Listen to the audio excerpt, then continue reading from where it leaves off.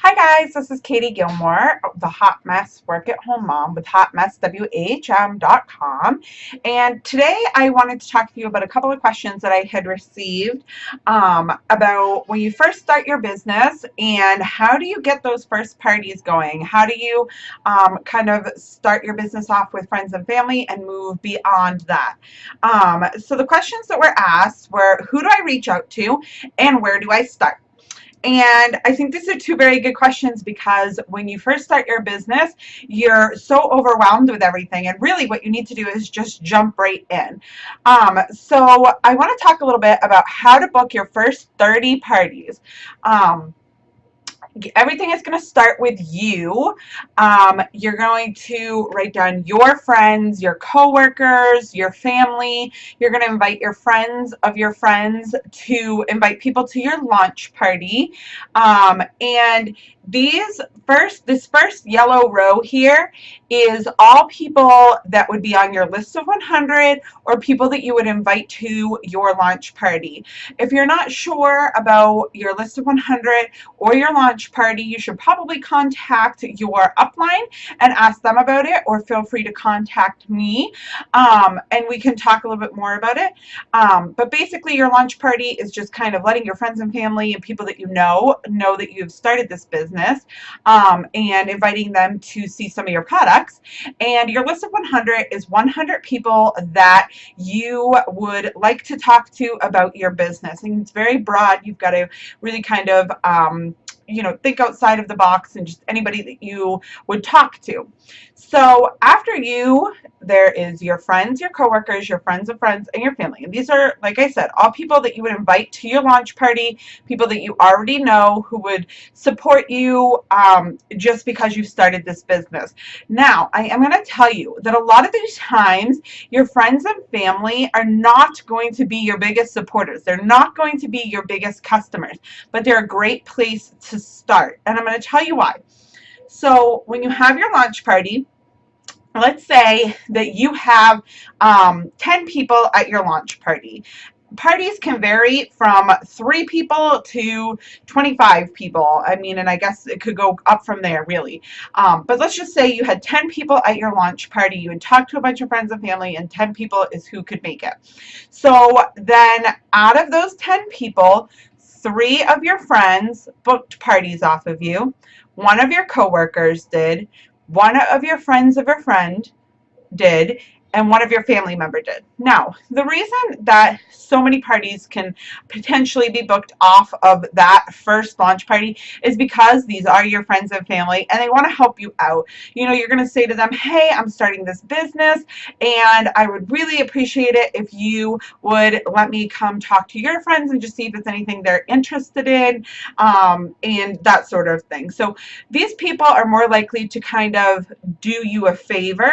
And it's not saying that you'll never have a friend or family that supports you and is a really good customer. I'm not saying that, but I'm just saying that these are the people who really will support you no matter what. So now you have your first 6 parties booked right here. And so your first friend right here, friend number 1, you go to their house and they've invited 25 people. They've got 25 people at their house. You guys are having a great party and you book 3 more parties off of their party. Then you go to friend number 2's house and they have 5 people at their party and you book 1 more person or 1 more party off of their party. Then you go to party number 3 and it's another big party. They have 18 people at their party and you book 3 more parties off of their party. Then you go to person number 4 and either it's a cancellation or it's a very small party and nobody was interested in booking a party. Maybe you're still kind of learning your booking games and didn't quite get the point across that you were looking for bookings, but you don't get any bookings off of party number 4. So your friends and friend party over here, number 5, you book 2 parties off of their party, and then your family members party, you book 2 parties off of their party.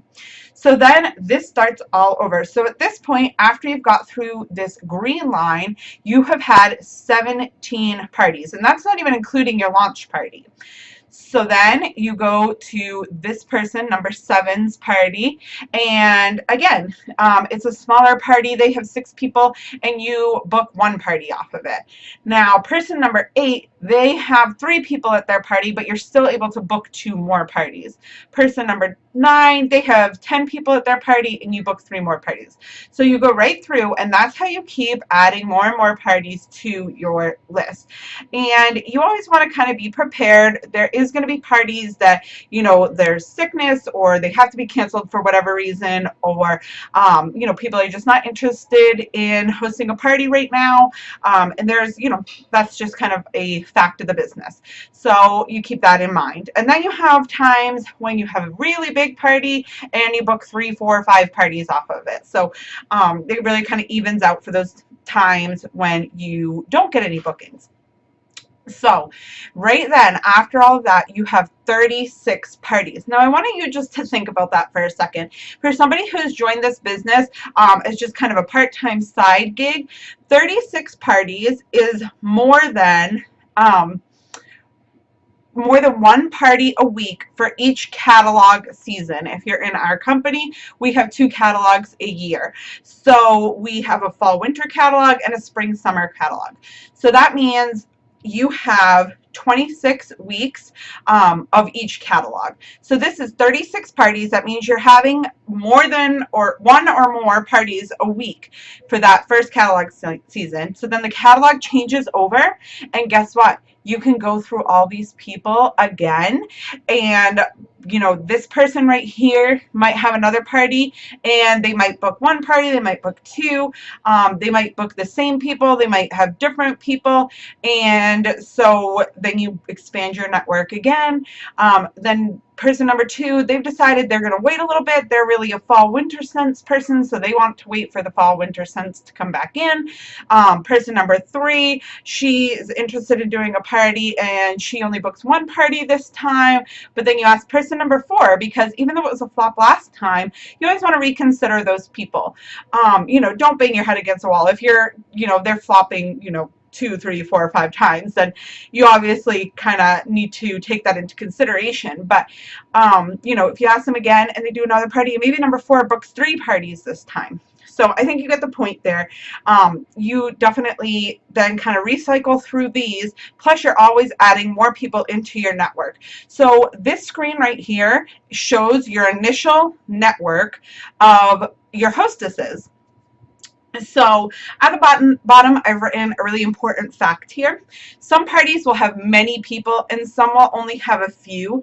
Even if there's only a couple of people at a party, it doesn't mean it won't be one of your highest PRV or most parties booked off of that party. And I think that's really important to remember, because I've had huge parties that have not been very highly successful, and I've had very small parties that have been much more successful. So I can definitely vouch for that. So to answer those first 2 questions, who do I reach out to? You're going to reach out to people that you already know love your products, your friends that will support you, your family that will support you. Ask your friends and your family to bring a friend. Ask your coworkers. Ask people who your friends have play dates with. I could go on. And if you Google memory jogger, it will come up with all kinds of lists that you can go through to try to jog your memory of people to invite. So if you're like, I definitely don't know 100 people, well, I bet you do. I bet you can come up with 100 people to ask. Ask your mailman, ask your UPS man, you know, kind of broaden your surroundings so that you have 100 people to ask. So who do you reach out to and where do you start? This is exactly where you start. You start with your list of 100 and inviting them to your launch party so that you can then show those people your product. You can get them excited about the possibility of they could join you in this and they could do the same thing with their network or friends.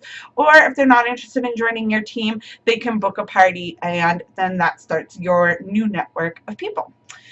So I hope this video helped you kind of realize where you should be starting, how you book parties, how you broaden your network to keep your business fresh and keep your business going. And if you have any questions, comment down below. Make sure to like and subscribe, and I'll see you next time.